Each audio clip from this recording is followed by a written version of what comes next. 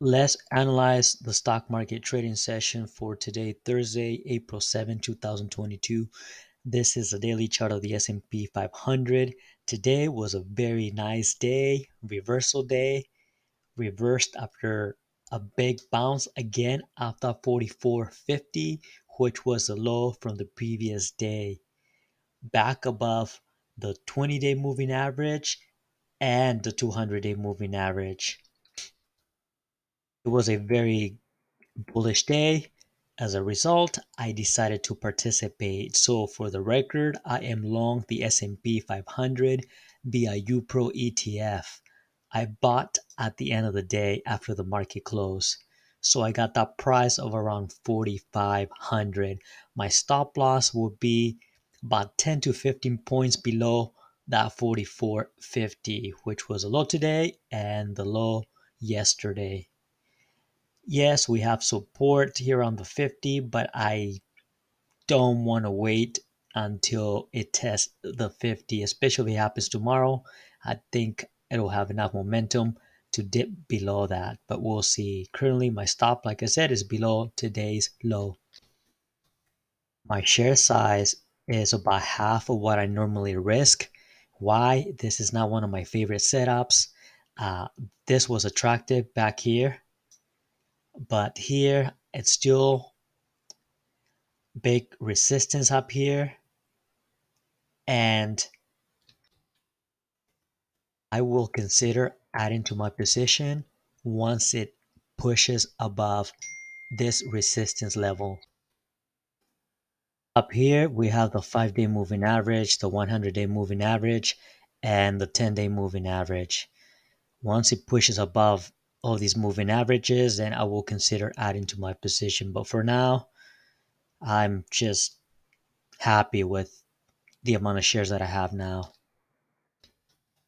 Oh, just to clarify, my stop loss, hard stop loss, like I said, is about 10 to 15 points below today's low. And what I mean by that is hard stop means the order is already there. If tomorrow dips below that level, it will automatically execute, no questions asked. But my discretionary stop loss could be anywhere, especially if we push higher tomorrow and then I see a reversal, big momentum dipping below major pivot points, and I will consider liquidating my position. But that's based on real time price action. And just a quick correction down here, that's not when I bought. I actually bought here at the end of the day. And now let's take a look at the NASDAQ 100. This one I mentioned to you yesterday that if it dipped to the 50-day moving average, that I would consider buying. And of course, I wanted to participate. I executed my plan. So for the record, I am long the NASDAQ 100 via the TQQQ ETF. I bought at the end of the day. Why? Big reversal, same as the S&P 500, tagged the 50-day moving average, big bounce, and back above the 20-day moving average. Let's take a look at the 5-minute chart. So here's a 5-minute chart, similar pattern to the intraday to the S&P 500. Um, Big sell-off, 50-day moving average, big bounce, and just a minor pullback at the end of the day. That is very bullish price action. Back to the daily chart, same as the S&P 500. I bought about half position of what I normally risk. Why? It's nice. It's a nice bounce, big reversal. It didn't really close near the high of the day, but still a nice close. Now we have up here, we have the all these moving averages 5, 10, 100, and 200. The only way I would add to my position probably tomorrow if we push above today's high, above the previous session high, then I would consider adding to my position as we're still far away from the 5-day moving average,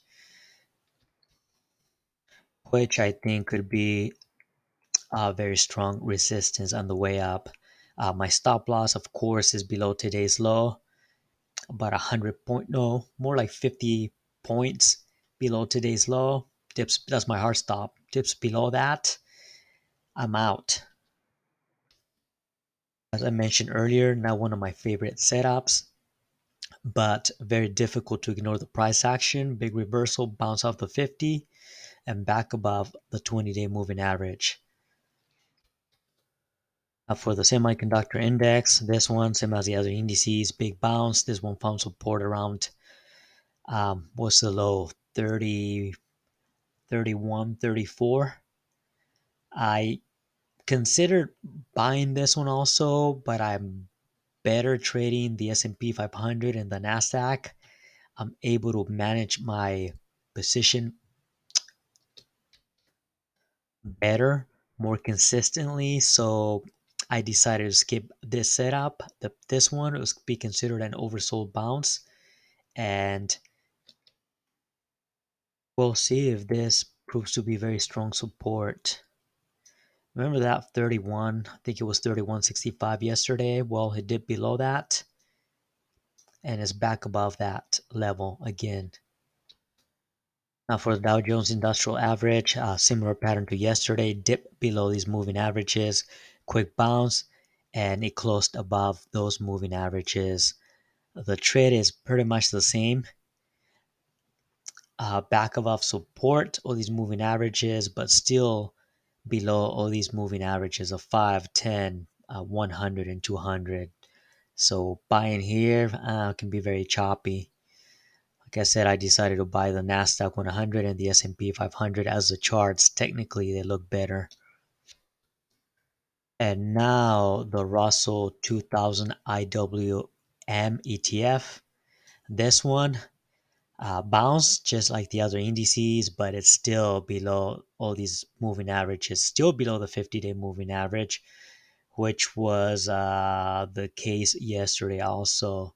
So this one is looking very weak. The path of least resistance is still down. I mean, on the way up, can it go higher? And I think it will be very choppy as you have very strong resistance. Now this was support. Now expect a resistance, and then you got all these declining moving averages. So a much better, like I said, how to pick um, a trading vehicle after the bounce. So I chose the S&P 500 and the Nasdaq 100. And also no reason to be super aggressive.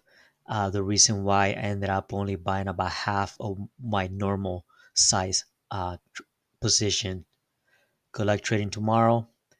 Thanks for stopping by.